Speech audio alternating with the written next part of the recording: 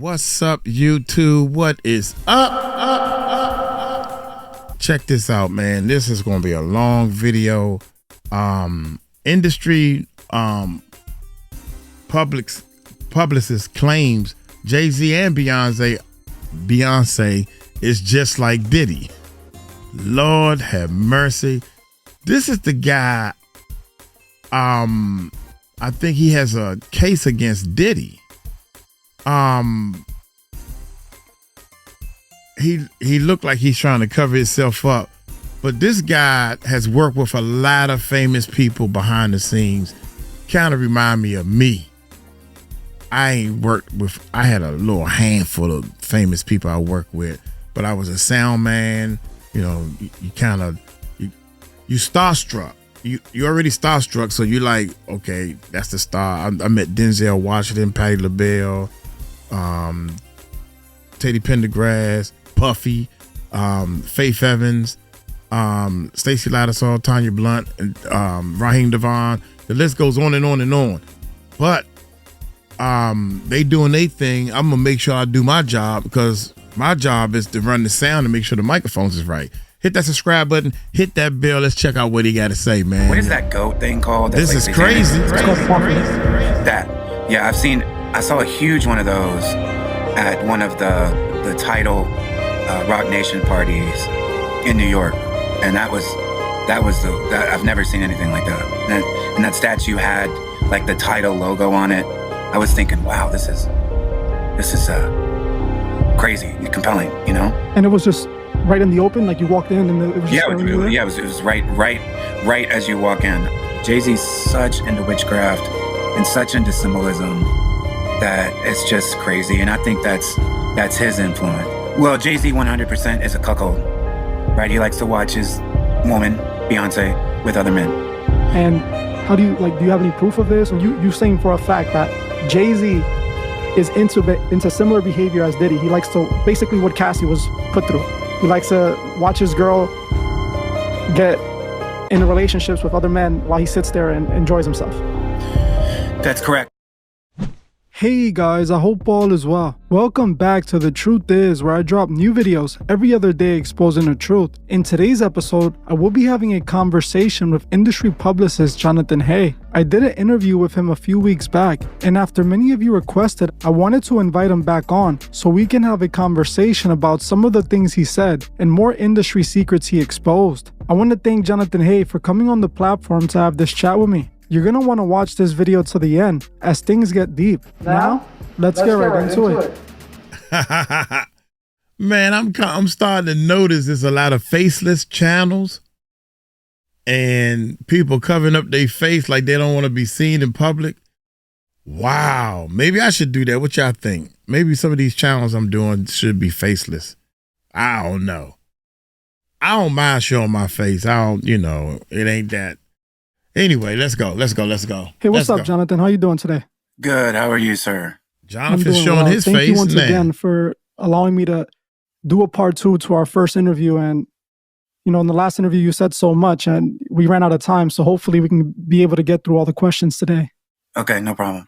So the first thing I wanted to ask you, because it was the main thing that I kept seeing in the last interview, is why do you have Drake posters, what they're saying? I know it's not a poster. It's an album cover, correct? Correct. People want to know, why do you have Drake behind you? They kept saying that they don't understand why you're, saying the things that you're saying about Drake, but then you have this poster of him behind you.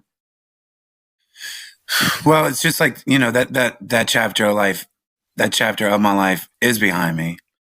And I was going to draw something on it. I was going to throw darts at it. I don't know what it was for, really. And plus I was on the what we've been talking about has been on the song Sandra's Rose, which is on Scorpion. And so it's just kind of like a reminder of the industry and what I've been through. And, it's always staring at me in my face, is that album cover, because I was such a game changer in that period in my life. Yeah. What I saw, to me, I thought it was like what Drake does. You know how Drake sneak disses, these little subliminals around? Yeah. I felt that was, your way of basically doing just that. And probably that as well. the first question I really wanted to ask you was, with all the stuff that's been going on with Diddy recently and, the industry, the parties and all that, there's been a lot of talk about these industry parties, about these parties that take place behind the scenes that the fans don't know about. We hear about them. People hear about, oh, these amazing Hollywood parties. But now that all this information is coming out with Diddy, we're figuring out that the parties weren't that amazing. There was definitely some foul play going on at those parties. Would you say that you were ever invited to a party like that, or you witnessed firsthand an experience, similar to what they're describing Diddy's party? Not necessarily that you were at a Diddy party, but just a party similar to that. Correct. I've been invited to an actual Diddy party, but it wasn't what we know as Diddy parties now. It was more along the lines of, going to Diddy's house in Los Angeles, and there was going to be a party there. And me and my ex at the time, I didn't go. Now seeing all the things that have happened, I wish that we would have went, because I'm like curious to see if I would have recognized anything or known anything, was off or suspicious, or, like if it was as overt as everyone was saying, or like, how did it go? So I'd be able to explain it better today. And the reason why we were invited is because I was signed to the Notorious B.I.G., his estate, in 2020 and 2021. And that was during the pandemic. So Biggie's son, CJ Wallace, and his partner, Willie Mack, would always invite me to come over and make sure we go to Diddy's house, because that's where all the parties are. But they never described it as something as criminal. Yeah, I don't think no one has really, because this year's that we're really hearing about it being a criminal party. Before, it was just a great time. That's what everyone would describe it as. Correct. But that doesn't mean that there wasn't a party in a party, or like what he's being accused of. Maybe you guys had a good time because you were drugged. Maybe you don't really know how good of a time you were having, because supposedly they were lacing these bottles that they were serving the females. So, maybe they don't even remember what happened at those parties, Right. But what I want to know is, any other industry party that you went to, would you say had a similar vibe to this, or you felt could have ended up in one of these scenarios where there's a party within a party, or, something that's dark within the party? Yeah, I think all the industry parties have a tendency to get like that, but it's more like going into the bathroom, or going into, like a different room or a closet, and, usually partaking in drug use instead of it being out in the open. Whereas it seems like Diddy's, after everybody left, that's when everything, kind of came out in the open, but yeah, like every industry party that I've been to has been pretty vulgar, to say. Not like, thumbs and sexual stuff and seeing everybody like do that. But as far as like the drug and alcohol use, for sure. In the last interview, we spoke about, the industry's connections to masonry and stuff like that. And my one question would be, did you ever see any of that firsthand? Like, did you ever go to a party or a studio session and you see things that stand out, like maybe a statue of a satanic statue, or occult symbols, or things that just stick out to you and made you question, why is that there? And made you think that this is kind of satanic or anything like that? Yeah, for sure. What is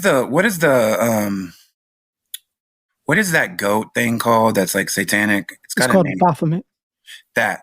Yeah, I saw a huge one of those at one of the Tidal Rock Nation parties in New York. And that was I've never seen anything like that. That freaked me out. Like when you walked into the party room for Tidal, and Jay-Z wasn't even there, but all his staff was, like the Rock Nation, because see, Rock Nation was very, very much in charge of Tidal. And so like all the Rock Nation people were there, but that was weird. And that statue had like the title logo on it. I was thinking, wow, this is crazy, compelling, you know? And it was just right in the open, like you walked in and it was just staring you there? Yeah, it was right as you walk in. I'm sure there has to be. I'll look and see if I can see any pictures online of it, because it seems like there would be. I can't think of the name of it. It was like a museum or and it had this bottom floor, this party room, and that's where it was. And like right when you walked in, I don't think it was put there for the party. I feel like it was always there, but I'm not for sure.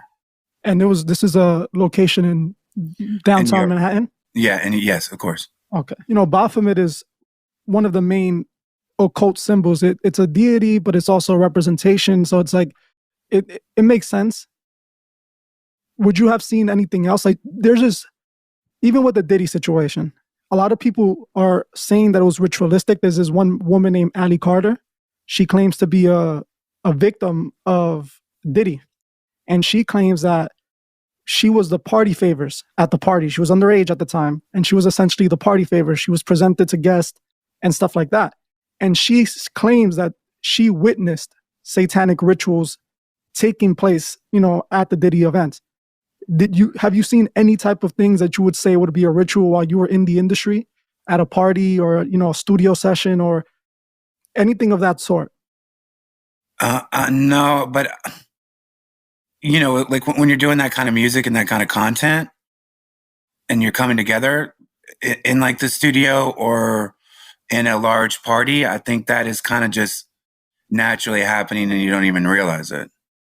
Yeah, you understand what I'm saying? It's like when those vibrations and that energy and that music and that narrative and that brand is happening, you're kind of taking part of it and not realizing. 100%. But see, that's the thing about Biggie's son, CJ Wallace and Willie Mack, is they were very active in Diddy's life, and especially with his son, King Combs, right? Christian Combs. Yeah. And like very, very close. And they would take over, like the party favors, because we were doing a house project.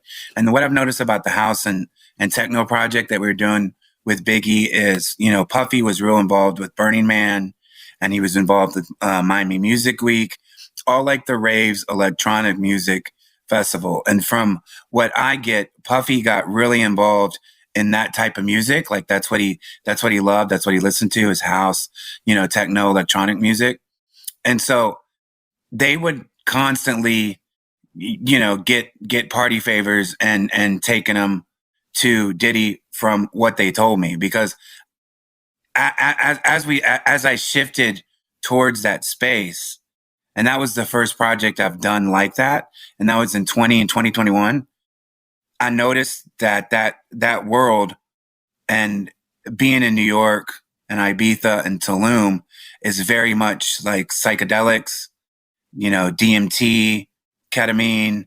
It's that type of vibe. So I know that CJ Wallace and Biggie, they've been and Willie Mack, they've been out there as marijuana advocates, which is legal, but and they create, like, they sell like paraphernalia, with Frank White, the brand. But I used to know, I know that they used to get like everything, because when I got to Los Angeles and I was doing the business deal with them, like they opened up like everything. They were like a smorgasbord of different whatever drugs you could want. And I've never in my life witnessed that before, that many drugs that I've ever seen. And, Biggie's best friend was Diddy, and that's Biggie's son. So it's not like hard to put together, like now as we see that they were very, very involved. Yeah, that drug use, I don't think has ever been hidden from the, from the public. Even in the movie, you ever seen the movie Get Him to the Greek? Yes. Diddy literally plays the role where they have this party and he tells a woman to hook up with what's his name, Jonah Hill. Right. I remember that scene, and then he gives them substances and they all start tripping out. So it's like right in the open. I don't think it's ever been hidden that I agree. there's a lot of this within the industry, and I think it all comes from Aleister Crowley. If you know who Aleister Crowley is, right? Correct. You know, he preached mostly about substances and using them to get you to that higher state and all that. And last time you were telling me about Diddy and ketamine, he tried to offer it to you, and he told you that if you took it, you'll be able to make the music better. You know, that's that same thing. It's like they see the substance as this superpower to make them. That's your crutch. To a higher, your higher crutch. Level. Correct. All right. And because that's like when that happened we put out the Big Papa house mix, and like I told you, he was negative about it. He wasn't really feeling it. And that's when he was like, you guys need to do ketamine, and you need to get, lost in the music. That's what everybody in Burning Man, that's what everybody, is listening to in house music is ketamine. So you gotta basically tap into that spirit, into that wavelength and frequency. Another quick question. Mm-hmm. I'm pretty sure you've heard the rumors of artists selling their souls. Do you believe in that? Do you think that there are some artists that sell their souls? Yeah, but I don't think it's like, where you go into a room and you say, by yourself, and you say, I'm going to sell my soul. I think it's a choice, like, that you compromise, yourself for various things and various opportunities. Yeah, that's exactly what it is. It's, in a sense, it could be both. There's some people that are, that believe in the occult and practice witchcraft, and they spiritually sell their souls. But compromising, I believe, is another way to sell your soul. If you're going against your morals for any compensation or just to succeed, you're essentially selling out. Isn't that what a sellout would be called? Correct. So it's the same thing. And my point is, do you think that the industry forces artists to do that on purpose? Or do you think that that's just a way to make it in the music industry? That's the brand. So essentially what I'm trying to say is that an artist that gets signed, they'll make them change the way they dress, change the way they talk, make them push a certain lifestyle. Is that just to succeed? Or do you think that there's an agenda behind it? It happens more gradually and more manipulative, instead of like, handing somebody something and say, choose, right? Or, take this, take that, like Biggie would say, like Diddy would say. But for example, when we went out to Los Angeles to do the Notorious Big project with this estate, I had never, like I said, I had never done drugs. I had never, done those type of things. And then I have these, people that I look up to and I really respect that seem to have their life together. And it's just like, we know that you went through like the home invasion, you have trauma. DMT is really, really good for your trauma. Ketamine is good for your trauma.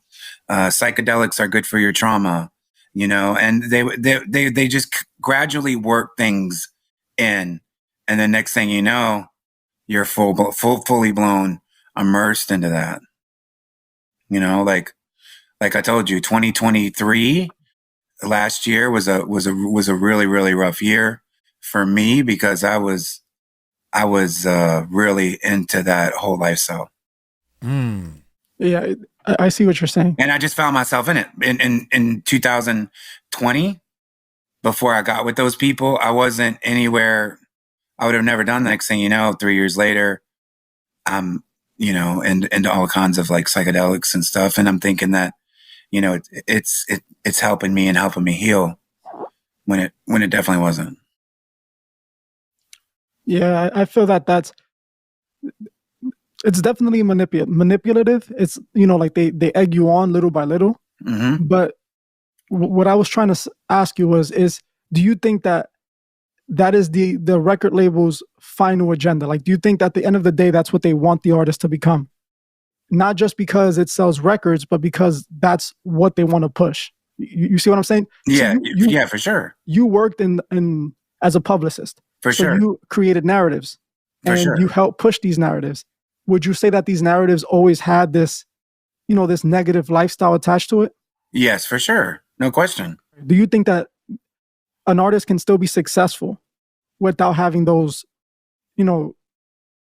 drama narrative or negative stereotypes attached to them? I do. And especially nowadays, like I think what we're realizing that we're seeing is a complete paradigm shift with Diddy being locked up, and then hopefully next Jay-Z is the culture is changing and shifting. Whereas I think nowadays you'll be able to navigate a lot better without making so many compromising, choices and those type of things. Like the industry as we know it, with all the different layoffs and job switches and mergers, like it's totally been it's being gutted as we speak. Yeah, I was seeing that record labels were selling their catalogs or selling to like investment companies. It's very interesting. Correct. The fact that you mentioned Jay-Z, though, in the last interview, we spoke about Rihanna and Jay-Z. And when I asked you if you believe they had anything together, you said that you do believe that there might have been something that was going on with them. I want to ask you if you heard of this story, during that time, because this is what I believe was floating around the internet. They were saying that allegedly Jay-Z gave Rihanna an STD, and that Rihanna allegedly gave that STD to Chris Brown. And that's what caused the fight, the breakup or whatever, that Jay-Z was allegedly sleeping with with Rihanna at the same time that Rihanna was sleeping with Jay-Z. Did you hear anything about that? Would you happen to know if that's true, or maybe not true, but if you heard anything about that? I did hear those rumors, and when you said Jay-Z was sleeping with Chris Brown, I also heard that rumor as well. Also, you heard a rumor of Jay-Z hooking up with Chris Brown as well? Yeah, because like Diddy, Jay-Z's sexual preference is peculiar to say the least. And that's another thing. You, in the last interview, you said that Jay-Z was bi, and that you were 100% sure that he was. Correct. How do you know this? I know it from being around, and without saying, the name of the people, because I know a lot of people don't want to be involved in these type of things because they've moved on in their lives or they have families and everything else. But I was there and I witnessed some very, questionable behavior for sure. And like the tour that I was on with Jay-Z, they did a documentary. It was Jay-Z, DMX, Amil. They made what was the name of the documentary? But it was that tour, and they had trans women on the bus, and not like the 2024 trans women that you see, where like sometimes you're surprised. You see these stuff on like Instagram and videos of like a woman that, it's like, wait a minute, that was a man before. It was like clearly like a person almost. I don't want to say drag, but clearly you could tell that it was a man. There wasn't any mistaking that this trans woman was on the tour bus and was going out on tour, with Jay-Z, Memphis Bleak, PD Crack, all that whole entire tour. Recently, I did a video on Jay-Z, right? And I spoke about, it was actually on Pimp C. The video was on Pimp C, and because his close friend, Pimpin' Ken, he claims that he has a videotape that Pimp C recorded of a famous R&B singer and hooking up with a man that's not her current boyfriend or her current husband. And everyone in the comments said that it was Beyoncé in the video that Pimp C has. And in another interview he did, the Pimpin' Ken, he basically admitted that the people in the comments were commenting that it was the right person. So he's basically admitted that it was Beyoncé. Right. Did you hear anything of that sort, like of Jay-Z having similar behavior to Diddy in the sense that, he would let his woman be recorded with other men or stuff like that? Well, Jay-Z 100% is a cuckold, right? He likes to watch his woman, Beyoncé, with other men. And how do you have any proof of this, or did you hear about this somehow? Like being around and being direct, and them other people around him asking the woman that I was dating at the time was asking if I would be into anything like that, but also being vague where, like rejecting, the possibility. He could always, deny it and, oh, that's not what we meant. But that's exactly what he meant. But yeah, just like I said, being around, Rock Nation and Tidal and all those things, it was pretty common knowledge that, Jay-Z is someone like Diddy that's now out in the open that likes to watch his wife with other men. Okay. So do you think that there is a possibility that tape exists? Maybe it's not, because the whole running rumor is that Jay-Z might have gotten Pimp C, eliminated or taken out because he had this tape of Beyonce hooking up with another man allegedly, and he also had beef with Pimp C didn't like Jay-Z. And then in the video I showed repeatedly how many people around Pimp C said that he had hatred for Jay-Z, and they blamed it on Tupac, but it didn't make sense to me because Pimp C is from the South, Tupac is from the West Coast. They didn't know each other at all. There was no relationship there whatsoever. But somehow he hated Jay-Z so much and blamed it on that. I think it was just like something to cover up the real reason, Right. But that's interesting. So you saying for a fact that Jay-Z is into similar behavior as Diddy. He likes to, basically what Cassie was put through. He likes to watch his girl get in relationships with other men while he sits there and enjoys himself. That's correct, and that's one of the reasons that we said in the last interview when I was talking about him being bi, because what else is that when you want to watch another man with your wife and you're pleasuring yourself? I know it's cuckolding. I know all that, but like this is firsthand information from something that I've dealt with, an experience that I've dealt with. That Jay-Z is definitely a cuckold, and it's not women. It's men that he wants to see with Beyonce. That's why I was like, he's definitely bi, I agree. I think that, I'll say this. If he wasn't embarrassed of this, or if he felt that it wasn't something not to be embarrassed of, I don't think he would be hiding it. I think that especially in this day and age when you could do whatever the heck you want. So I don't think that he would be hiding that if he wasn't embarrassed of it. He also comes from a different time, but still, it's the same behavior with Diddy. Diddy obviously didn't want people to know that he was paying men to come do stuff to Cassie while he did that. Correct. So do you think that there's more people like Diddy and Jay-Z that are doing this in there? Is this something normal in the music industry?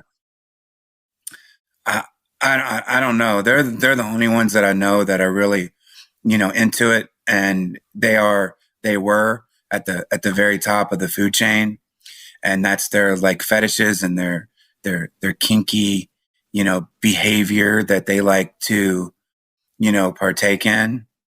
But I don't think Jay-Z is as sloppy as Diddy.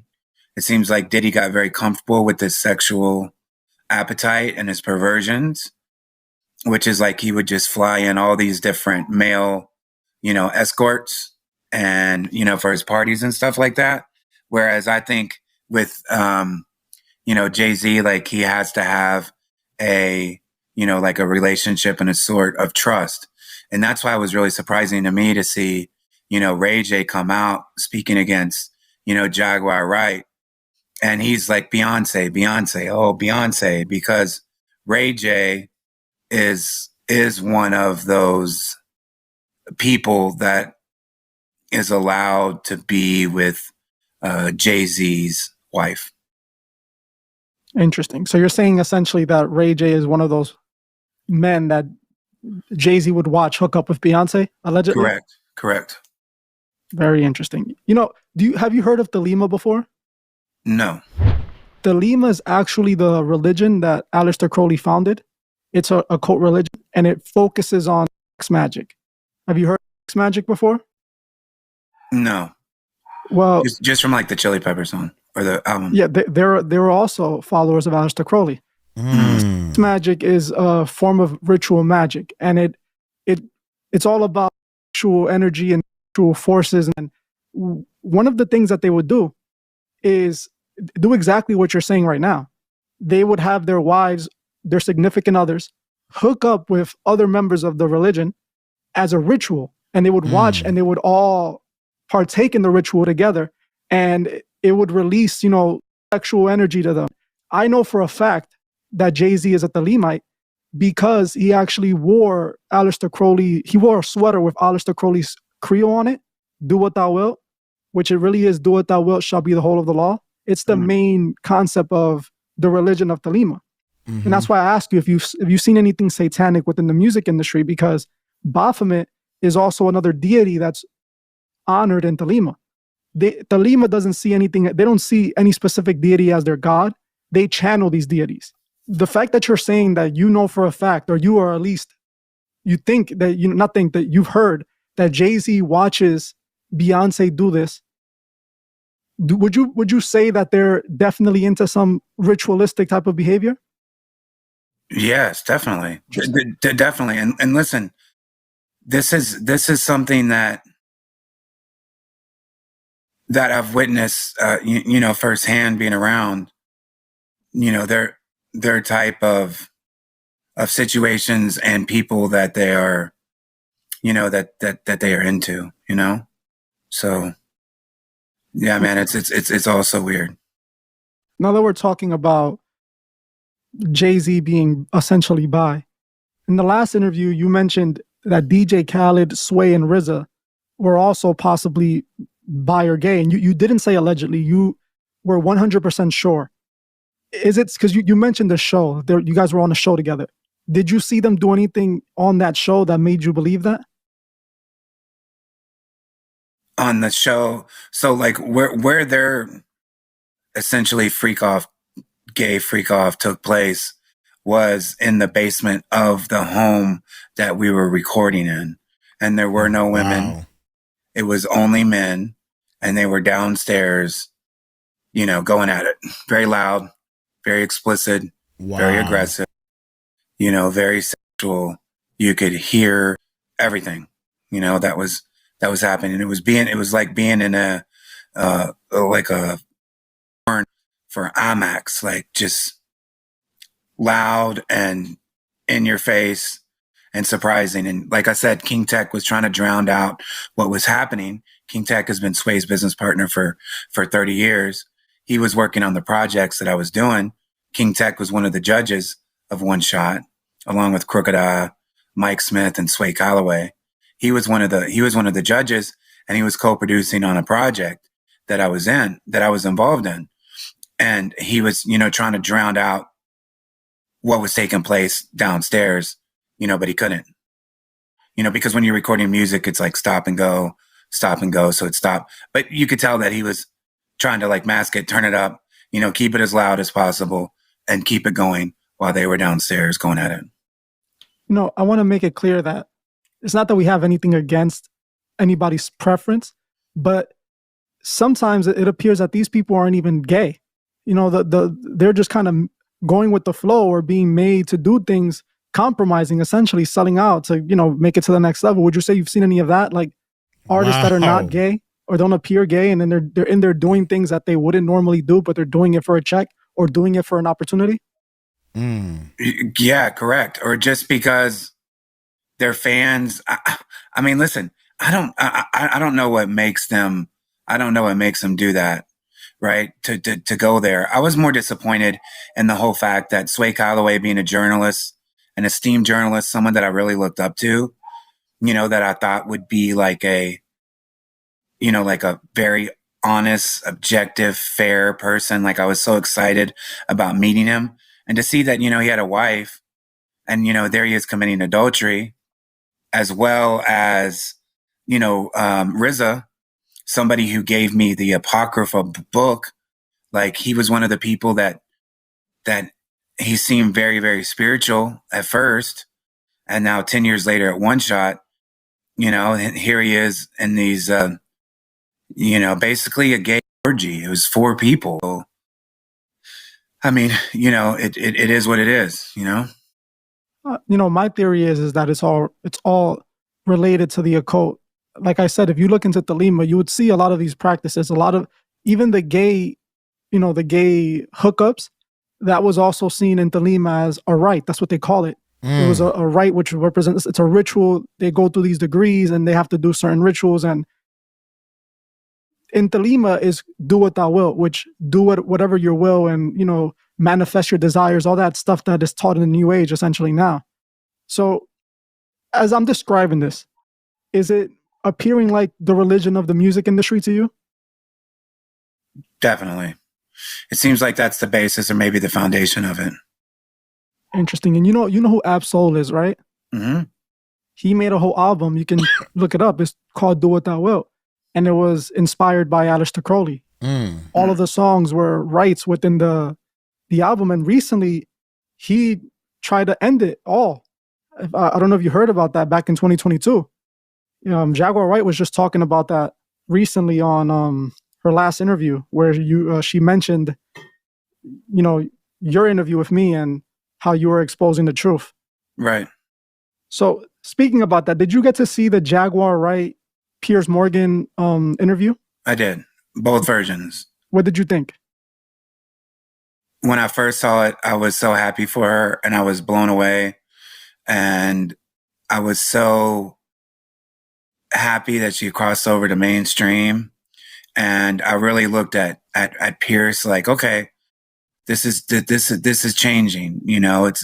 We've now hit mainstream. But then to see that he censored his uncensored show was really, really disappointing. And he did it based on the lawyer of Jay-Z and Beyoncé.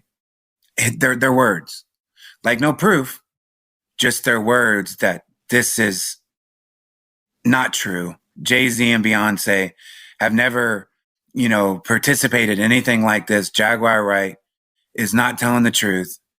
And Piers Morgan took that as face value and as evidence and decided to censor his interview, which he says is uncensored, was so disappointing. Like he's going off the word of Jay-Z, a man that is business partners with Diddy, with R. Kelly, and with Harvey Weinstein. He's going to go off the word of that man who has made his life and career off promoting explicit and violent and vulgar rap music. They're going off the word. He's going off the word of them, just words, not any kind of investigating. I was so disappointed because he could have taken a stand there and said, we're not censoring this interview, and prove it to us that you aren't this way. And I feel like a ball was dropped, and to see it censored was really shocking, And that's one thing that I'll say here is I've been watching academics stream Jaguar Wright's interviews and add in his commentary that he tries to be objective on. Seems like he's being objective, but in my opinion, it seems like he's come to the conclusion that she is indeed, false, right? And that's also very disappointing. And he's just going off his own opinion and feeling, not talking to her, not being in the same room with her, not, really like exploring it. And that's one thing that, that I would like to say to academics is, bro, you can contact Drake and you can contact Future the Prince, and you can see when they last did a deal with me, because academics has got such a good relationship with Drake He's an advocate for Drake. He speaks out for Drake. He's almost a publicist for Drake at this point. And Future the Prince. He knows both of them. He has direct contact and communication with them.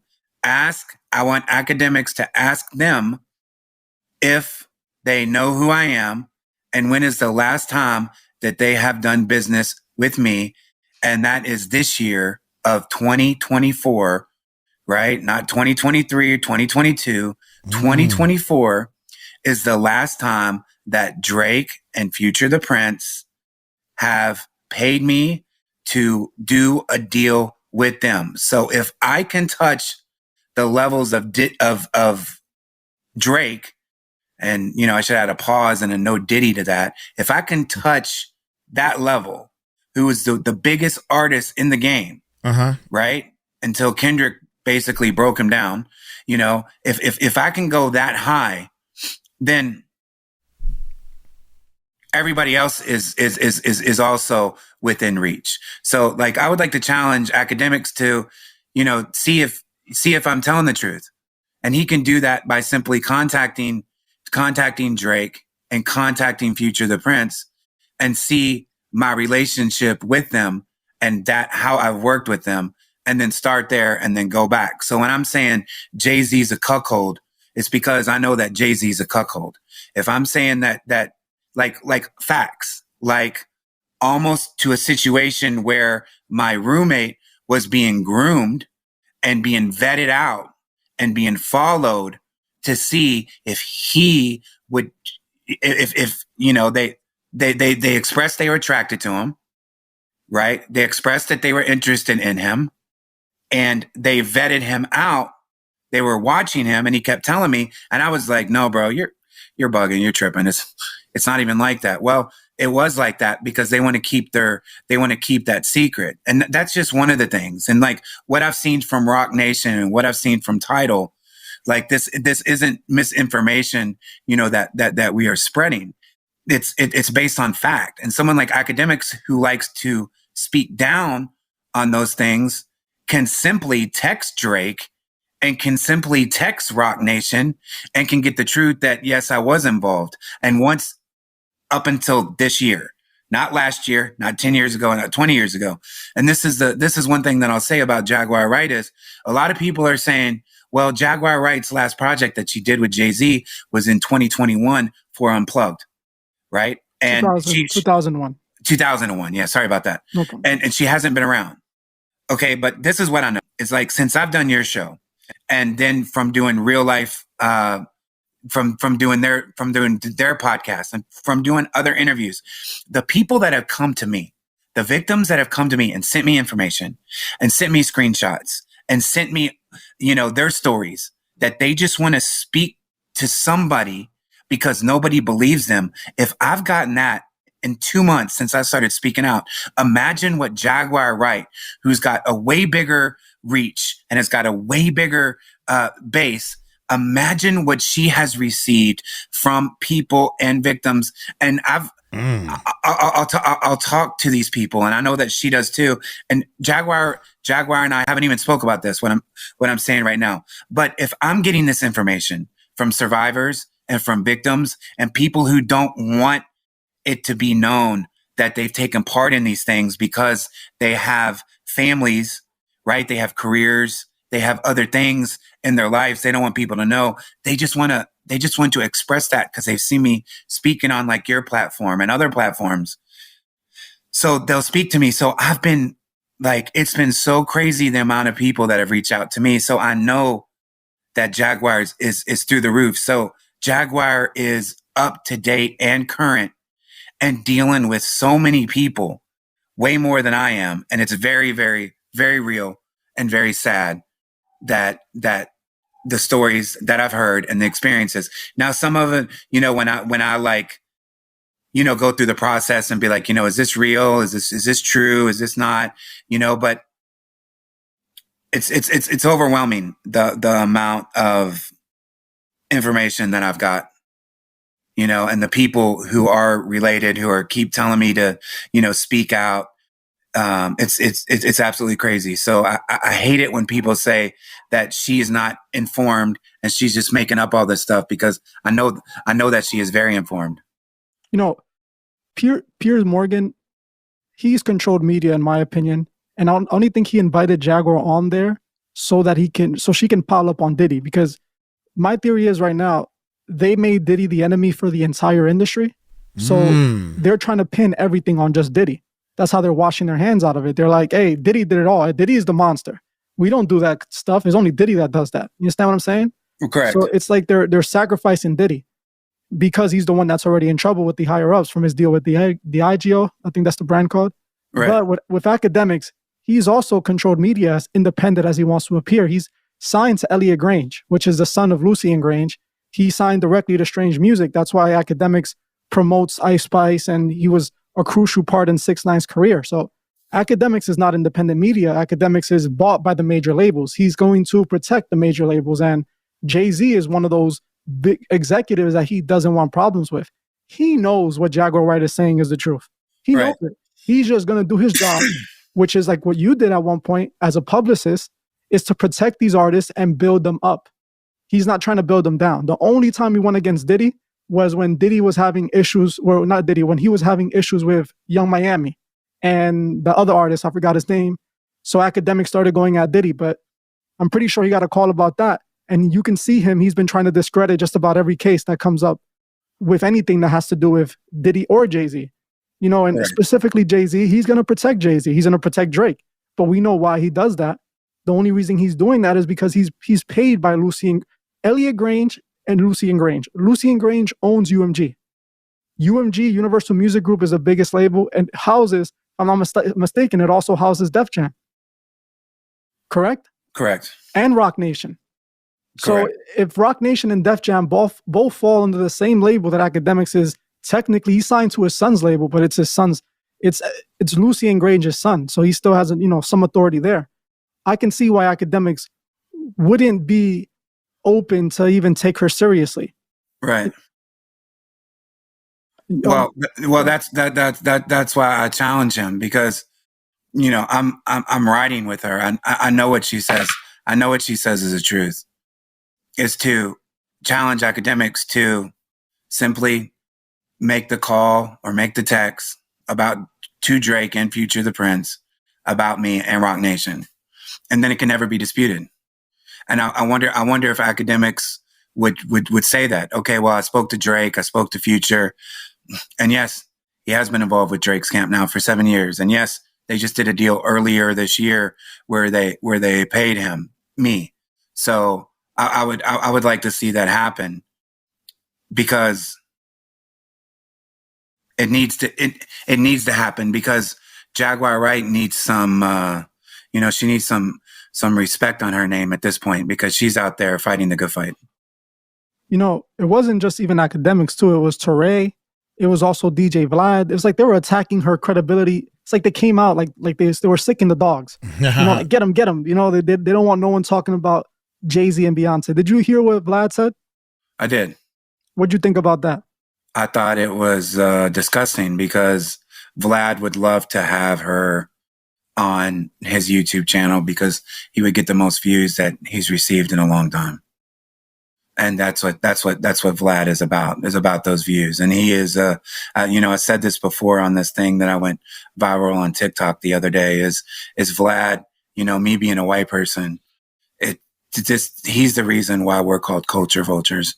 And he likes to go at, it seems like over the last 2 months, he's had issues with 2 different women of color. So I think that really needs to be looked at. I can't stand DJ Vlad, to be honest. And his whole program. Like I can't stand the guy. Once again, I've dealt with him, dealing with Slaughterhouse and Crooked Eye direct, and he's just he's a culture vulture in every sense of the word. I recently just spoke about him, and I was doing a video on Jaguar Wright, and I put it in there, the fact that DJ Vlad admitted he was a Freemason, open as day. Yeah. He, on one of his episodes, he said he joined the Freemasons and that he never followed up, but we all know he said, I don't even think I should be talking about this right now. So it's, these are the people that they're sending to quiet her up. They have credibility because they have these large platforms. So you have Touré. I don't know. I know he's a journalist, but I don't think he has anything really going on today. But I know back in the 2000s and stuff like that, he was more popular. But they have him come out. They have Vlad come out. They have DJ Academics come out. They have essentially everyone in media try to discredit the Jaguar Wright, even though Jaguar Wright was saying the same thing about Diddy last year, and everyone was calling her crazy. 1 year later, fast forward, he's arrested for the exact same things as she was saying. And no, they give her credit now, but now they're doing the same exact thing with Jay-Z. No, it's impossible. Jay-Z would never. Maybe she's saying this because she knows something that you guys don't. And maybe you should listen, because if she was right once, there's a possibility that she could be right twice, No, she's right. She's right, for sure. And even like Joe Budden, like when Star and Buck Wild, came out and had her on the phone when she called in, and then he starts disrespecting her and cussing her out, saying the B word over and over again on air for his listeners. I was shocked about that behavior, because he could have got his point across without degrading her and calling her the B word over and over again. Like that's just not even there's nothing okay about that.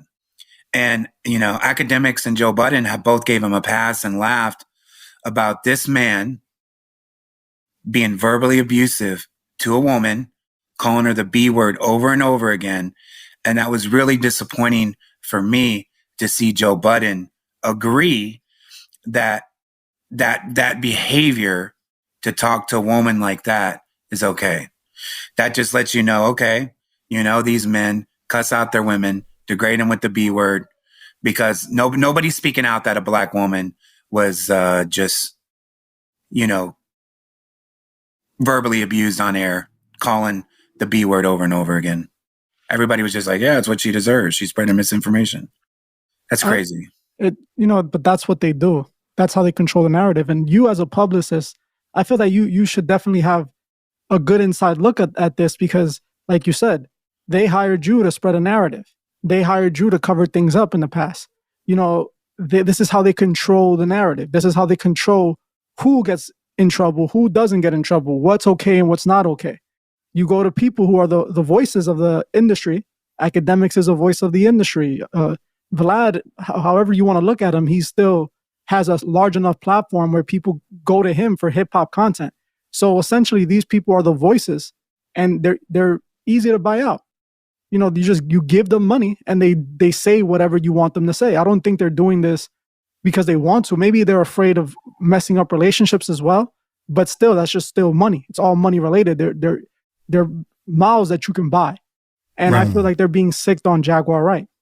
Correct. Now, in the last interview, we spoke a lot about Drake. And you don't have to agree or disagree.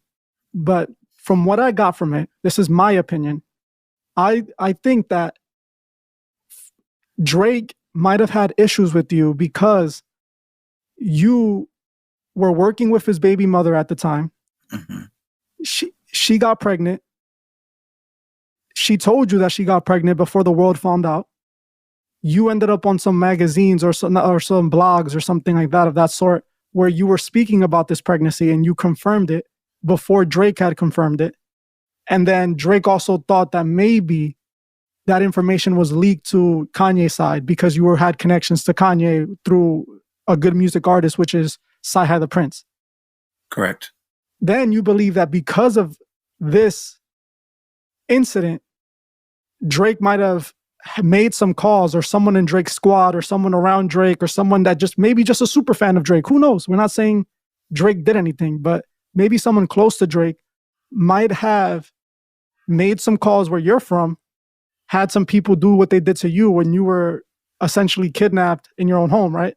Or Correct. It was a home invasion and you were robbed and you were attacked. And would you say now at this point, is that correct? Is that basically what either Jaguar Wright was saying, or what you believe now? Yeah. So Jaguar Wright said that.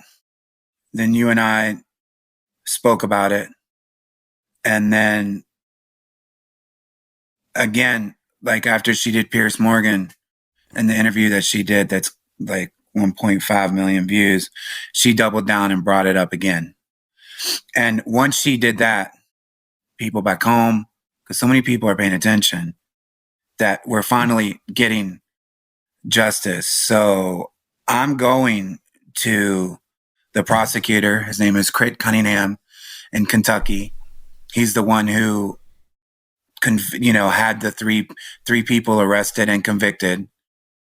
I'm going to have him look into the case along with the chief of police in Louisville, because it's so much out in public, to look into the case and to see if they can connect any dots into the investigation of Drake and his involvement. I'm going to do that.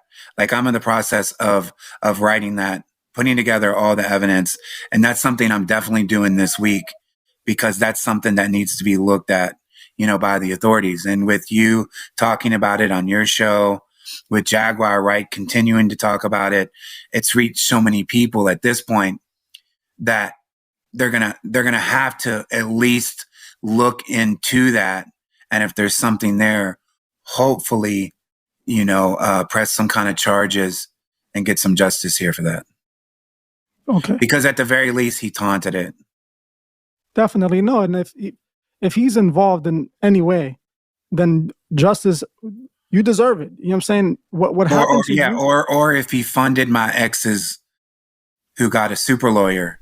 Super lawyer. That she could not afford for 2 years to come at me. Like, I couldn't even heal from the home invasion because they were right at my neck and they were right at my throat. Right. Yeah, very aggressive style. And I still don't know what that is to the day, but as I'm putting it together, as Jaguar mentioned, there's enough to go to the police to report a crime. And people will see that. People will see that when I report it and that I believe that it's Drake. It'll definitely hit the wire, and people will find out that, that I'm looking into charges against Drake for his involvement in the home invasion. We'll see where that goes. Hopefully it comes back as he had no involvement. He was just mad because I was working with Sophie, and that's why he made those claims, and he taunted me, in that song. And I know I have a confidentiality agreement with Drake, and I know we did a deal earlier this year.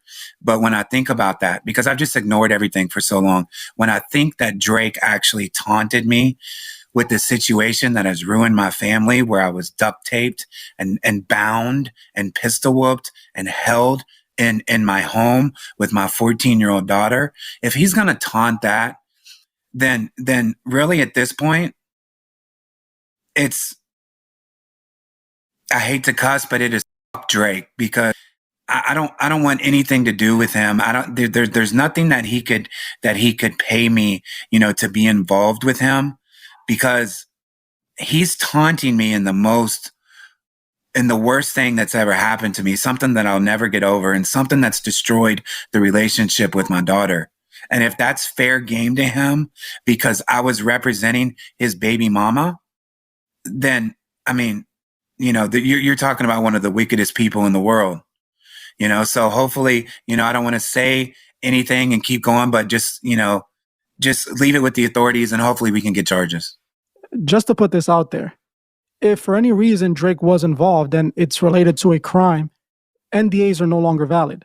Exactly. We have to put that out there as well. So yeah, you can have an NDA, but if for any reason you were involved, Drake was involved in anything that could have been considered criminal against you, that NDA is no longer honorable. You can speak, but I'm not saying to do that now. I'm just saying correct. Well, it's more about protecting Sophie. I see. Okay.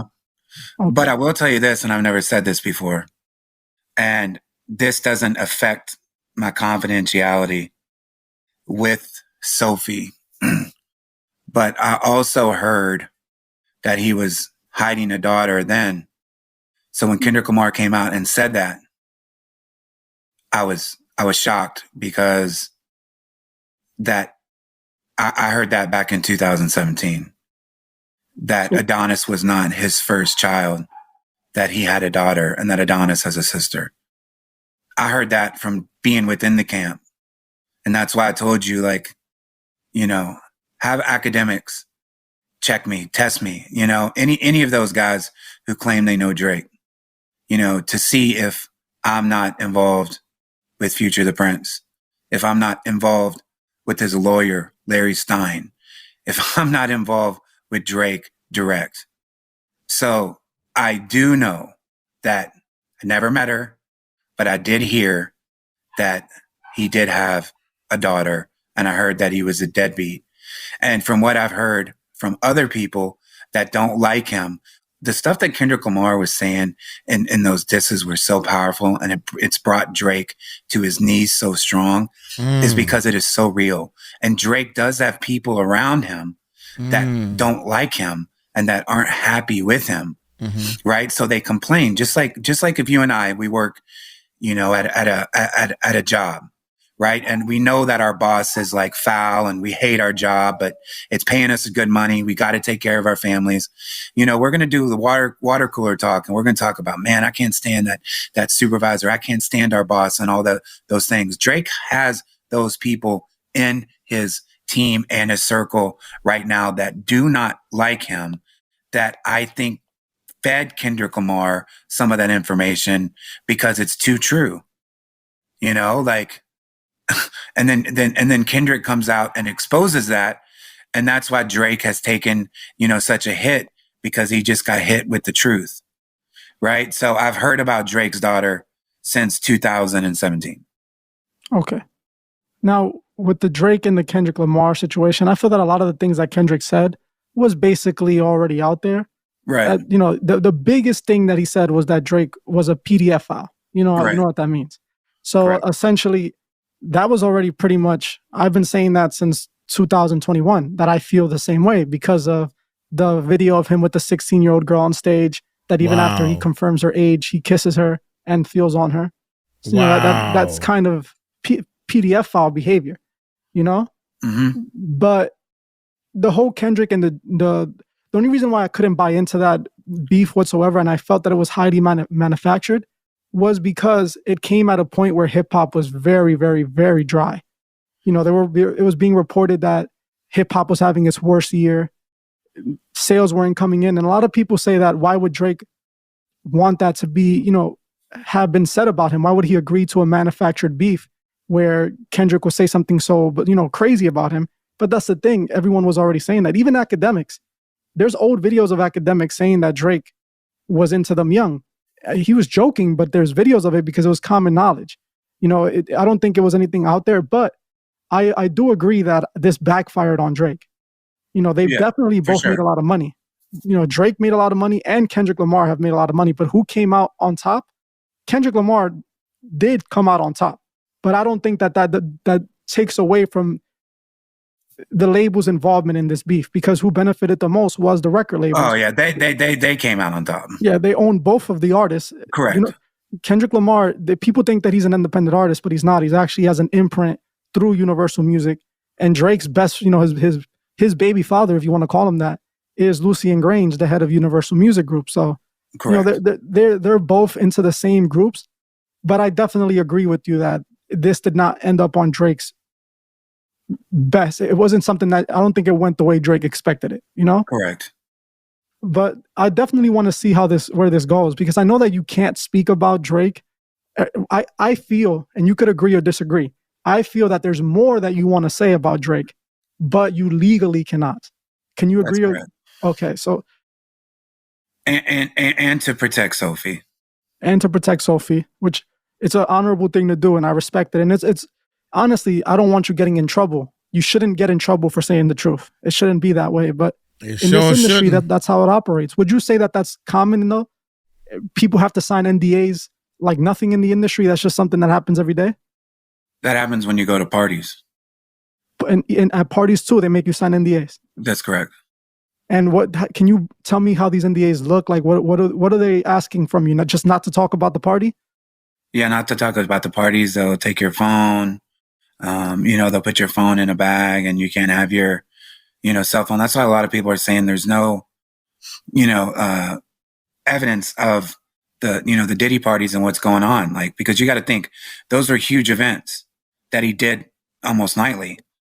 And there's not a lot of photos out there of these parties. Like if we're going to go to, if you and I are going to go to a club in New York, there's going to be so many parties of that club in New York that people are posting, to their Instagram and Twitter and Facebook. And last night at Diddy's parties, you would lose your phone and you would have an NDA agreement sign at the door. Is it the same with Jay-Z's parties, the ones that you attended? Yeah, of course. That's honestly, it's common protocol. Okay. Now, let's talk a little bit about your publicist career. Okay. What would you say would be the most shadiest thing they made you do as a publicist?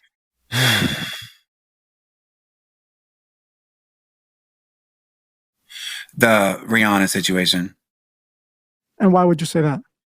Because of just how it ended, and how it's like affected me for now 19 years.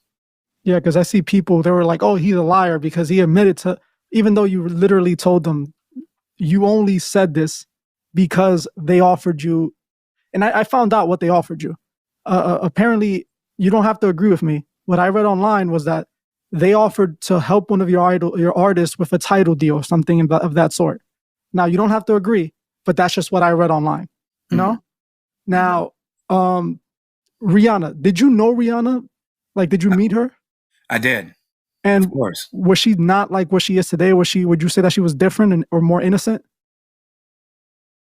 I don't know, because when I met her, she was very reserved, very quiet. And she appears to be that way too. It's just like kind of Michael Jackson-ish, like very soft-spoken. But then, when he got on stage, he became someone else. I think that's more of her thing. I think she's like a shy, introverted person.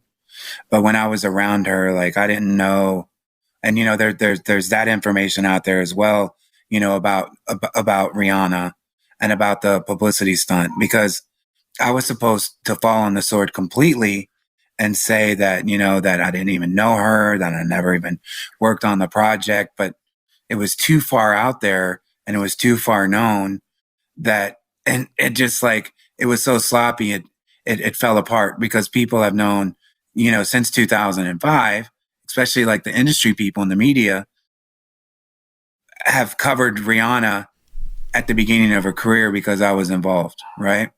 So as far as if she's changed, I really don't know, because I don't talk to her anymore. I don't have any dealings with her. I don't know, but she seems to be the same person as far as like, very shy, very, it's kind of staying, even though she's in the limelight constantly, you don't see interviews from her or anything like that much, Yeah. The only reason I ask is because I see Rihanna using the same symbolism as Jay-Z. I see her, partaking in like that same kind of lifestyle. And now there's even rumors that she might have been one of Diddy's, victims, or might have been at one of Diddy's parties. And there is photos of Rihanna at what appears to be a Diddy party. But, I'm not saying it's confirmed or not. It's just, right. I want to know if, like, when you met her, did she look like this regular girl? This, there's just like, there was nothing crazy about her. But like, because if you look at her today, you can see that she's definitely down with the industry at this point, Correct. So would you say that when you first met her, would you say that they developed her into what she is today? I just honestly, I don't know. Like my experiences with Rihanna has been nothing but very, very positive.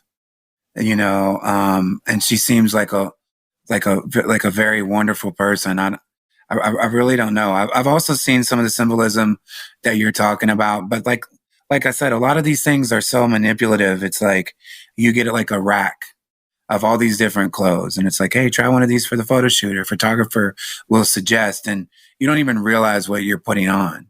You don't even realize that maybe sometimes it contains a symbolism until afterwards, until people break it down.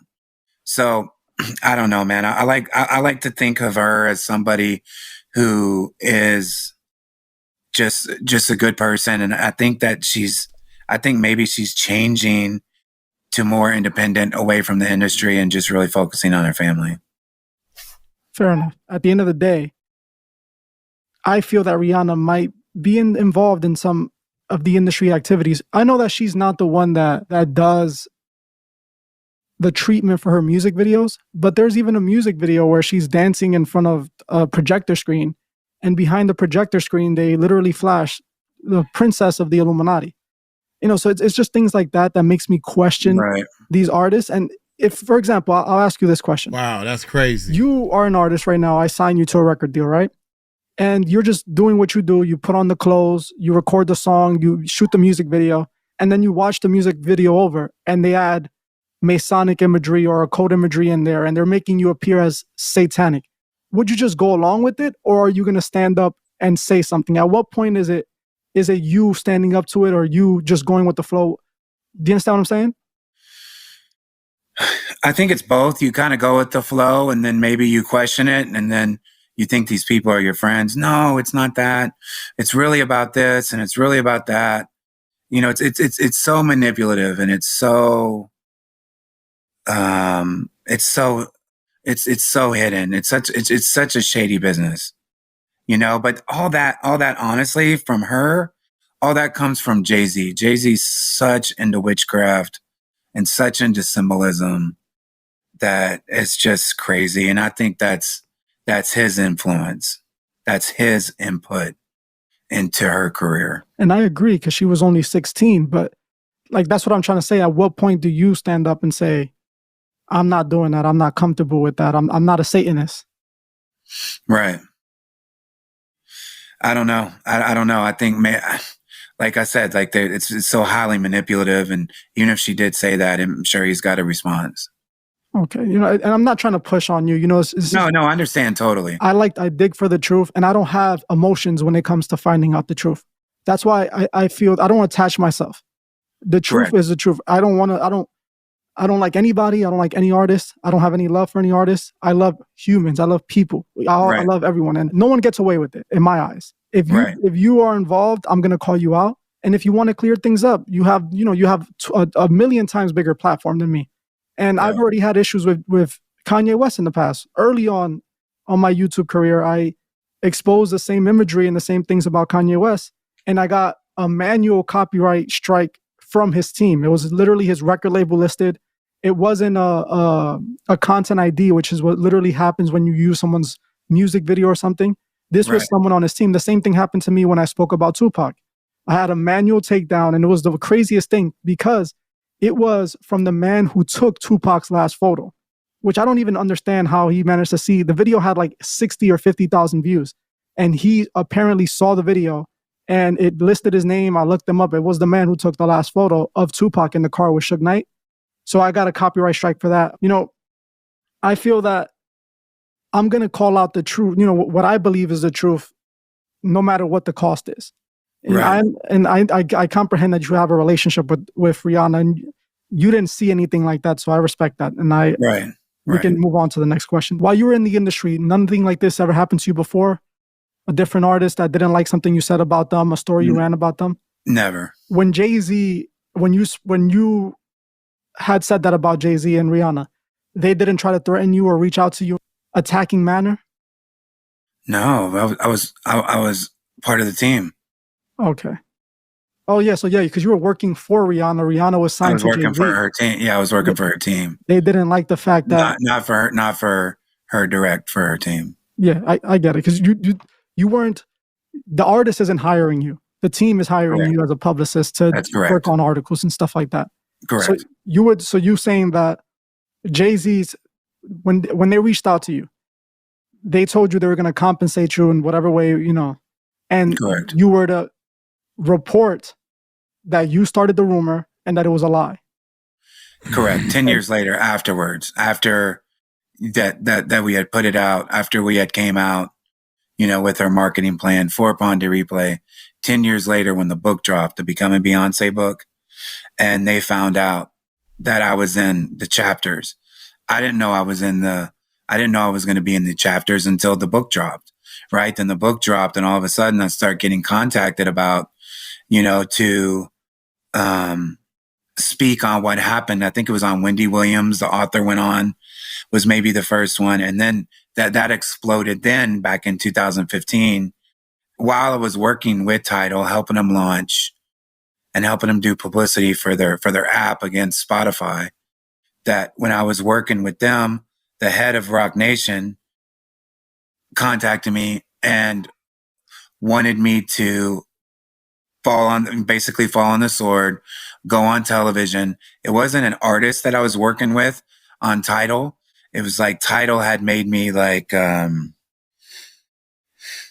don't know, like the producer's corner. They were going to, like, every release that I did that they would promote, you know, they really believed in Tidal, because that's like, Tidal's one of Jay-Z's biggest failures, like, as you know, like that. And so everybody just thought that Tidal would take over Spotify because he had Madonna and Kanye and Rihanna and Nicki Minaj and everybody and Beyonce, and it still didn't like resonate as much as it should with people. So I was promised like all these things that Tidal would do, you know, for me. And I was like believing that, you know, Tidal would take down Spotify and Tidal would take down Apple, because who can stop all those, that amount of people who are supporting it? And it just didn't stick. And they didn't do anything that they said.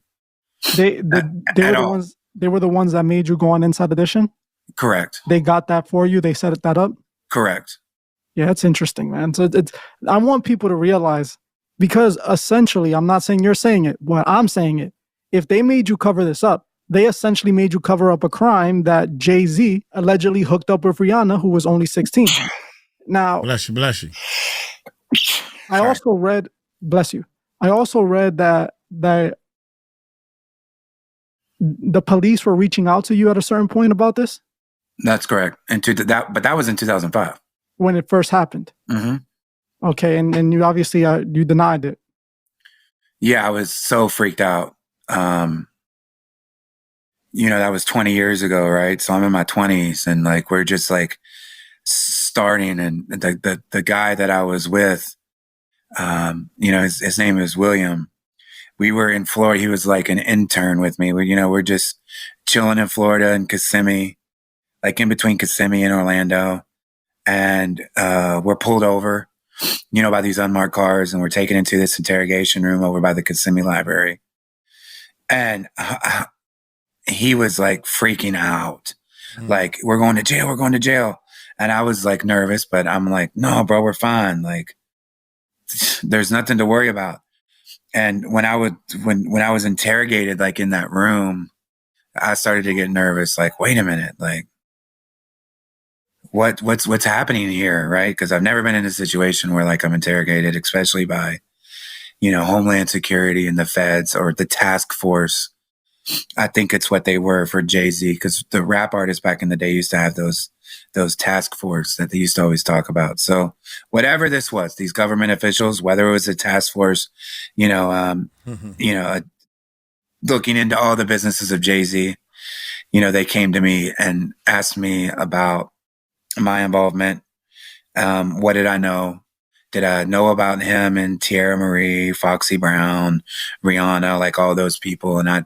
And you know, at the time I didn't. And it was crazy to go through that. And then you know, they were investigating him for the stabbing of Lansom Rivera and the criminal complaints about R. Kelly. And you got to think, a man of that stature, you know, that's 20 years ago for Jay-Z as well. So he was a much different person then. So probably all the things that have been reported on Jay-Z then, 20 years ago, by various people, you know, this is a guy who came out openly and talks about, you know, dealing drugs and keys and everything else. Like, why wouldn't the police be tracking him nonstop? Right. Definitely. This is a guy who's openly saying that, you know, he is still into the drug business. Right. And he could say that's just art. But yeah, when we were stopped by the feds and they questioned us about that, I mean, I didn't know, you know, I was like, it shook me to the core, because I was like, oh my gosh, you know. And then it dies down, nothing happens, and then the book came out, The Becoming Beyoncé, in 2015 that I'm in, and that just that brought it all back up.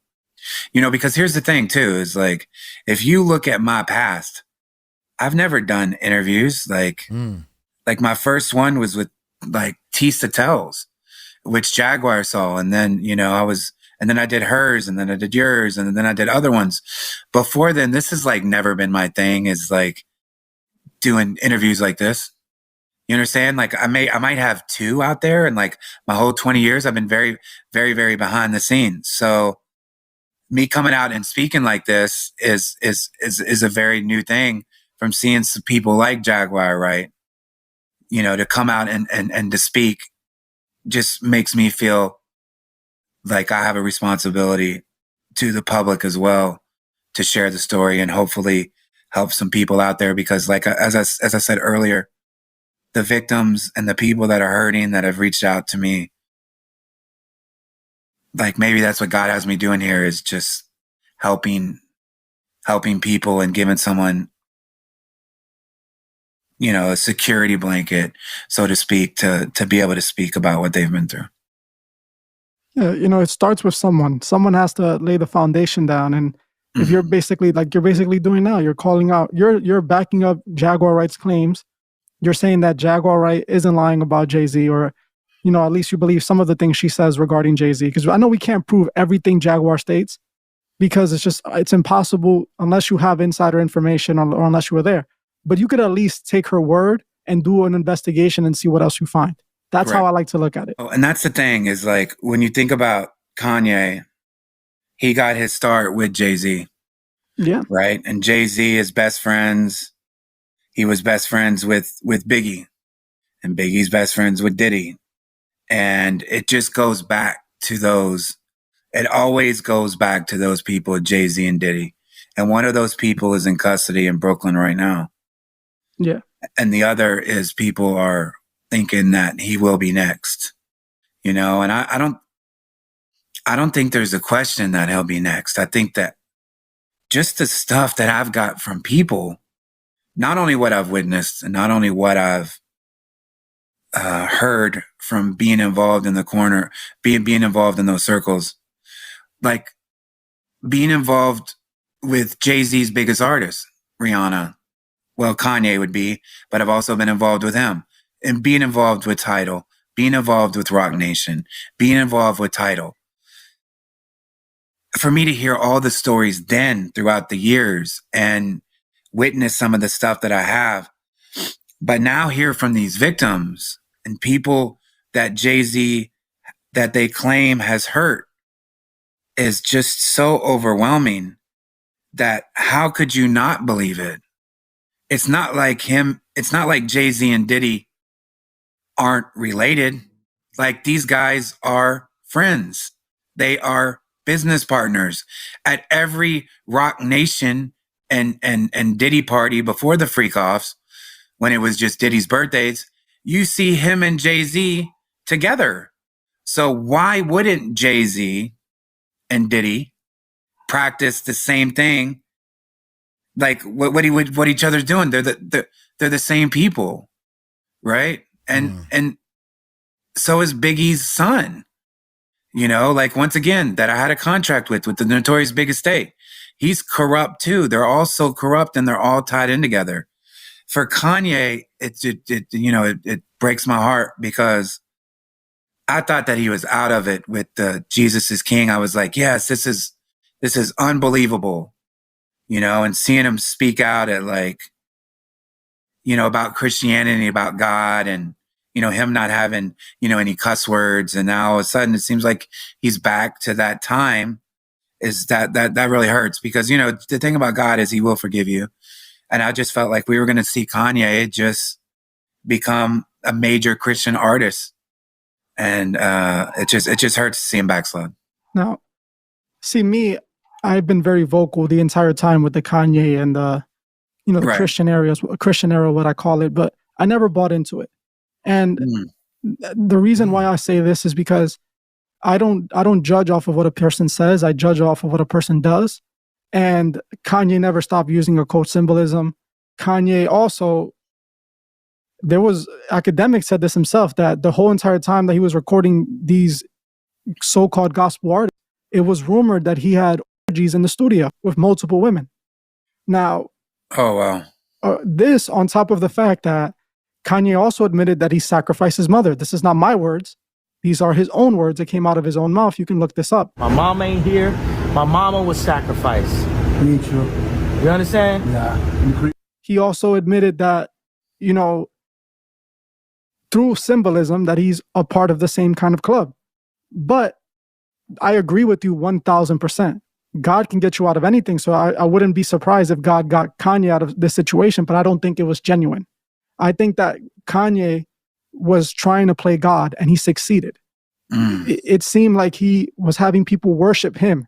If we go to his church services at the beginning, at least before he came out with the gospel album, he was just he was singing his songs in a church. He wasn't singing a song from the heart to God. He was singing his own music that he already had previously made, changed a few words and was singing it at church. And that was supposed to be a church service. But I felt that it was more centered on worshiping him. He was at the center of it. He was raising his hands, collecting all this energy. You got to remember that, like you said, a lot of this is frequencies. A lot of this is energy. A lot of this is more than what meets the eye. So that whole entire era, a lot of people say Kanye's a clone, Kanye this. I don't believe none of that. I believe that Kanye proved that he is seen as a god on earth. Do you understand what I'm saying? Yeah. That's what he proved. He proved that he can convince all of you to go, not you necessarily, but the masses to go to his church and worship him. Because realistically, you don't go to an artist for that kind of relationship of God. That you can listen to gospel music, but your relationship with God comes from within you. You know, that's a personal relationship. And Kanye's music isn't gonna, you know, some people might say it helped them. Some people might say it helped them closer to God. But in my opinion, it was just an act. And the fact that the way he reacted afterwards, like you said, it seemed like he backslid. But the thing is it's just what he's been doing the whole time. There's an interview where he just recently did. He said that he no longer prays to God to help him. God didn't get him out of anything. He did that. He is his own God. This is 2023 or 2024. Right now, are you in that space where you're comfortable enough to say, this is where I am right now? I'm still a man of God. Jesus still is king, but this is vultures right now. This is where I am. Yes, but I have my issues with Jesus. There's a lot of stuff I went through. I have my issues with Jesus. There's a lot of stuff I went through. But I prayed and I didn't see Jesus show up. So I had to put my experience in this world, my experience with my children, my experience with other people, my experience with my account, my experience with my brand, and my experience with the level of music that I was dealing with in my own hands. So I'll be surprised that I'm still alive every day. How did you not so-called disappear? Because that's a hell of a fight. Because I'm God.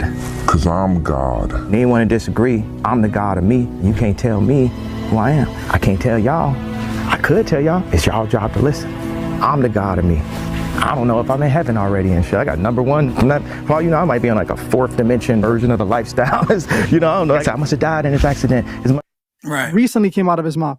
And that's the same mentality. If we go back to Thelema teaches, do what thou wilt, and that you are your own God. You are the master of your will. You understand? You're the one that determines your will. And I feel that Thelema has infected the entire music industry, not just hip hop. It was first in rock and roll. It was men like Ozzy Osbourne. I don't know if you heard of a rock band named Behemoth, David Bowie. These are all people that I have 100% confirmed were followers of Aleister Crowley. And they put this in their music. And Kanye West has also done the same thing. If anything else you want to add, anything else that you want to say before we go? Well, so listen, with that being said, that was the disappointing thing in RZA. Because I worked with RZA. I used to work with the company. This will be the last thing. It was called Rings and Partners Entertainment. And it's owned by this rapper named Civil Rings, whose real name is Tariq. And Tariq is the guy who did the Once Upon a Time in Shaolin with RZA, that album that's been a lot of controversy because there was only one made by the drug guy. And, it's been in museums now and blah, blah, blah, blah, blah, blah, blah. But anyway, Civil Rings and Partners Entertainment, that's who I was able to get contact through RZA. And there used to be this magazine called Scratch Magazine. And Scratch Magazine was a producer's magazine back in the day. It was by Harris Publications that did XXL. and it was like the greatest magazine. They covered like Dr. Dre and RZA and all the producers. And so we did a cover story for RZA, and it was done with this guy named Carl Cherry, who's now like Apple, is it Apple or Spotify? Yeah. And Jesus Trevino was the writer, and it was on RZA. So when we went to the studio and I was with RZA, and I think he was doing like Kill Bill. He was doing some kind of score, some kind of soundtracks. Maybe it was right after Kill Bill, but no, I think it was Kill Bill. I was really disappointed because like he was talking about like the Israelites religion, and he was talking about the 5 percenters, and he was talking about all these different things. And being like a white person, he was telling me all these things. I really respected it. And he had this other like pastor there that was with him, and he was vegan. And like I said, he gave me, I've never even heard of it up until this point. RZA gave me the Apocrypha, which is the Bible with the missing, you would know it better, but it had the missing canon. So yeah, he was like explaining the Apocrypha, and he was like, he seemed very religious, very like disciplined.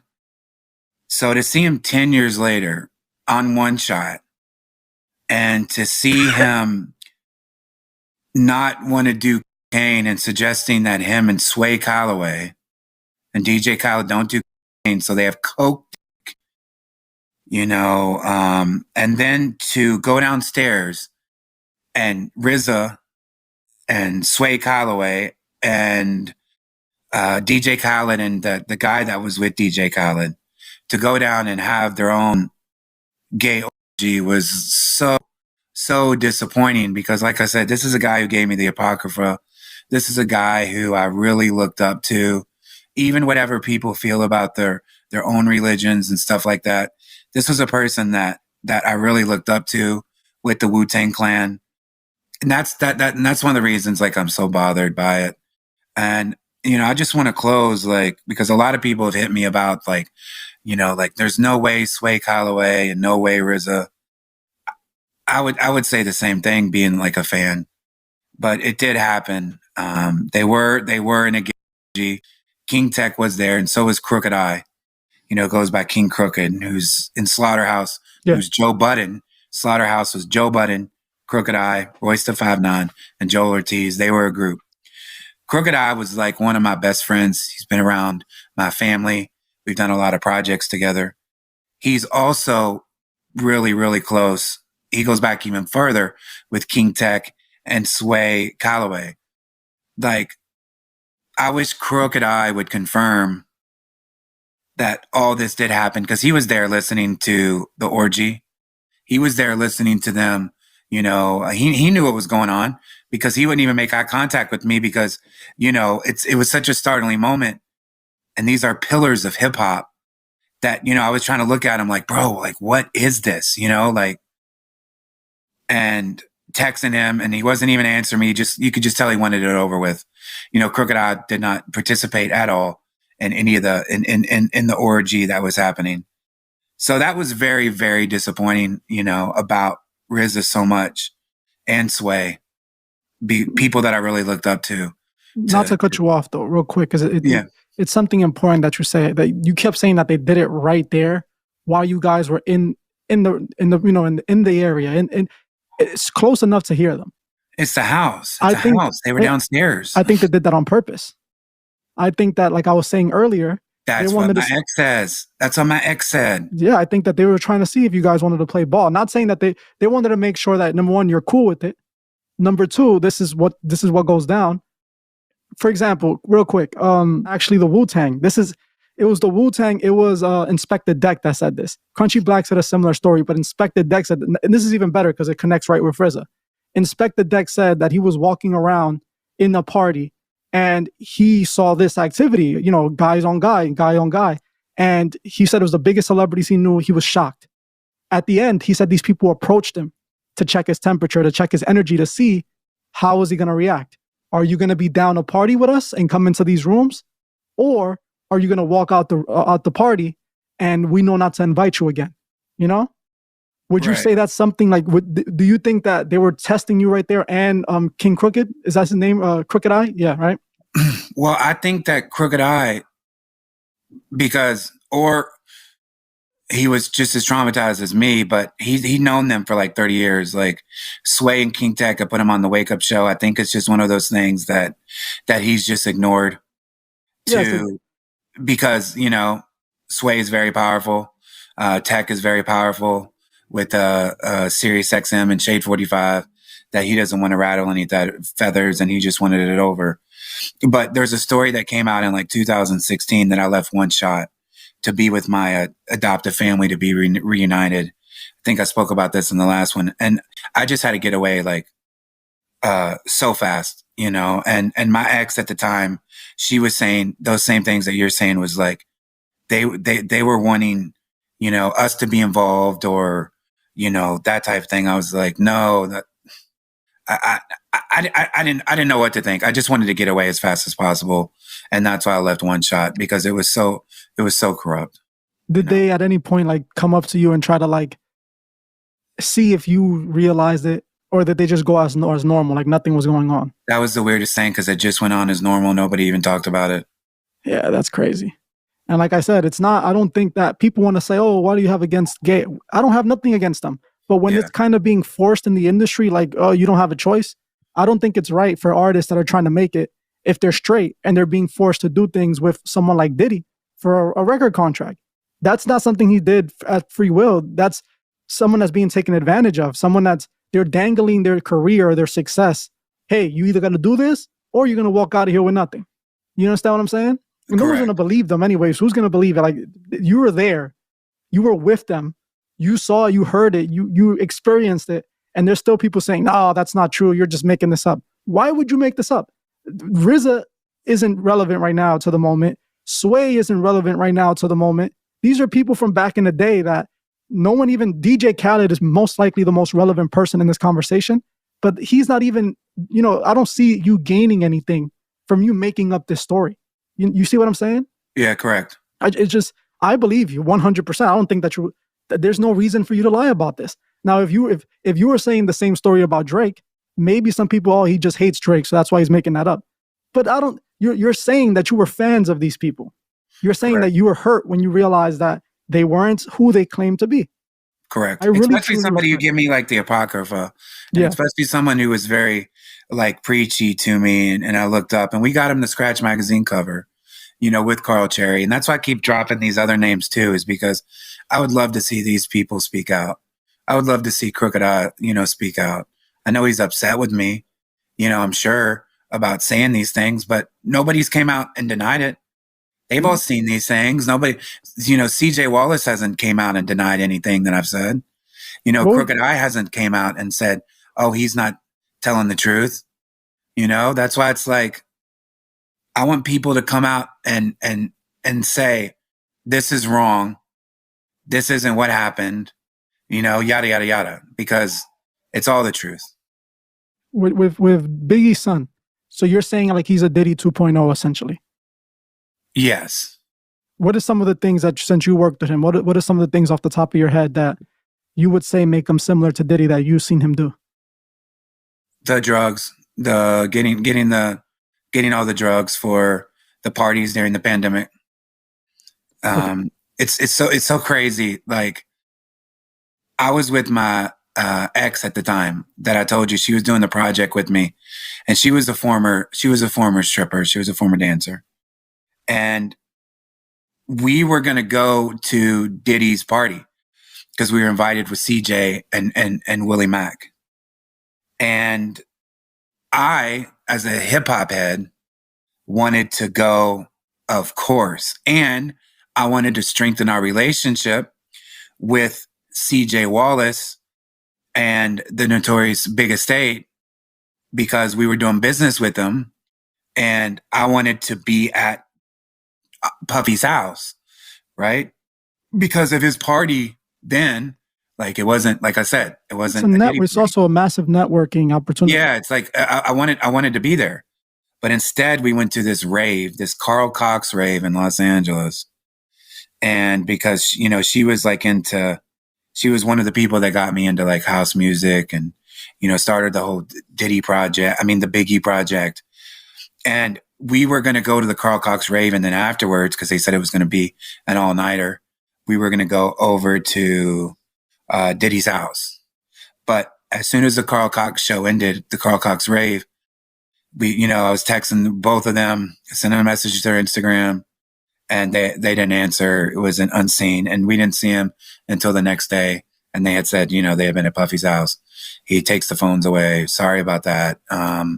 You know, that we could go again some other time, right? But we had left and went back to Louisville. If we would have stayed for another week, I would have probably went to 2 or 3 Diddy parties because they were always going. And right. This is Notorious Big Son, you know, who, as we know, is Puffy's. Like, a lot of people have said this, that Puffy, that Notorious Big was going to leave Bad Boy. And that's just not true, because they're confusing that with Tupac. I don't know if Tupac was going to leave Death Row, but from his own words, Biggie, his last single before he died, Hypnotized, he says, me and Puff close like Starsky and Hutch. And he was always talking about how close him and Diddy were, right? Like, there's no sign of him leaving. And talking to his son, he was like, that was like his best friend. And CJ Wallace calls Jay-Z his uncle and Diddy like his second father behind Todd Rousseau. So once again, it's that circle that I've been exposed to of the Diddy, Jay-Z circle of Biggie. So yeah, CJ Wallace, he would always tell me, yeah, we bring up, you know, we get the DMT, we get the, you know, the ketamine, the K, they always call it K, you know, the K, the DMT, Diddy was real big into psychedelics like mushrooms, and they were growing cannabis with the Think Big and Frank White initiative. You can read all that online about Willie Mack and CJ Wallace. And while they were growing the cannabis, they're also growing the mushrooms and, you know, making those type of things. But they were doing all that, so much of that for Diddy, and Diddy was behind their operation. You know, there's no Biggie without Diddy, and there's no Diddy without Biggie. So people have got to really look into the relationship of Biggie's son, CJ Wallace, and Diddy. You know, the only reason I believe that people are saying that Biggie wanted to leave Diddy was because, one, that Diddy robbed them of his publishing, correct? And two, it's because of Gene Deal, Diddy's bodyguard and essentially Biggie's bodyguard at the moment. He's the one that claimed that Biggie showed them a record deal with a different record label that was worth like $30 or $40 million. And they wanted Biggie to essentially like cut off Diddy and move to that label. So that's what they are assuming. That's why they're even saying Jaguar Wright believes that Diddy had Biggie taken out. Now, who knows? I don't know. In my opinion, Biggie's mom, Valletta, also thinks that. Yeah, and the only reason why I'll say it makes sense is because Biggie made a lot of money. I mean, not Biggie. Diddy made a lot of money after Biggie passed. It's the same thing with like Juice WRLD and Bibby. After Juice WRLD passed away, this guy made 3 times the amount of money. And you know a little bit about the music industry, probably more than me. For example, when an artist first signs, they usually get a bad deal, correct? Correct. Their first signing. And then after they get a little leverage, they'll get a better deal. But if you're an independent label and a major label reaches out to you, they're going to most likely offer you more than what the independent label could offer you. And you'll usually go with the major label. You know, you'll lose that artist. They rob you of that artist. And essentially, that's what people are saying that they were going to do with Biggie. And because Biggie passed away, his mom continued signing over with Diddy, because that's who he was working with at the time. It's easier to deal with the parents, you know? Right. You get them to sign a few papers, you give them some money, and they just go on their way. Right. And that's probably possibly the reason, but I see your point.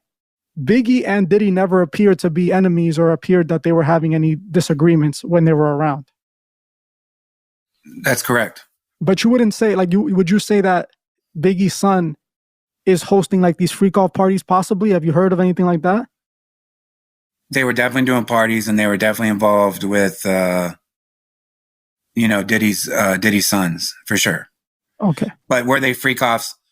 I don't know. Like at that time, like I said, you know, we just felt like the place to be. Like I wanted to go to Puffy's house. Like Puffy supported the song, you know, and was very supportive of us doing a house project of the Notorious B.I.G. He thought it was a brilliant idea because we just done Eric B. and Rakim. And at that time, he still pretty much was the controlling entity had the most shares of Biggie's catalog and his publishing. So he was excited, and the fact that he was in house music and he loved doing house music and ketamine and that whole culture. So he was excited about us doing that project until he heard it. And then was like, you guys got to, you know, do ketamine and party and all that stuff. And when we went out to LA, you know, I wish like now with all these things that have happened, I wish that we would have been there, because I'm the type of person that I would have just like not watched, not like Jay-Z watches his wife and not like Diddy watches his people, but I would have just observed and watched to see like how wicked this was. I would have loved to seen it, because I would have noticed, right? You know, that something was going on. All right. But listen, during the whole pandemic, like when I was doing the project, yo, you got to come to Puffs. You got to come to Puffs. Yo, it's going down. Oh, if you were at Puffs, like they were going there. CJ Wallace and Willie Mack was going there all the time when Diddy was in LA. Anything else that you want to add before we wrap this up? No, that's it, man. Whatever, you know, if you're good, I'm good. And I really appreciate your time. And I really appreciate, you know, you speaking your truth and exposing these things. So I'm always available for you. And it's just an honor to really, you know, talk to you and do this with you. I appreciate you too, man. And it's an honor talking to you. I respect the fact that you're not afraid to come on this platform and, you know, say these things that other people would be terrified to say. They don't want to lose their connections or they don't want to get blackballed. But, you know, you're moving with God and you're doing the right things. Right. I agree. All right, man. I appreciate you talking to me. Well, that's it for this one. I appreciate you guys for watching to the end, and I'll see you guys in the next one.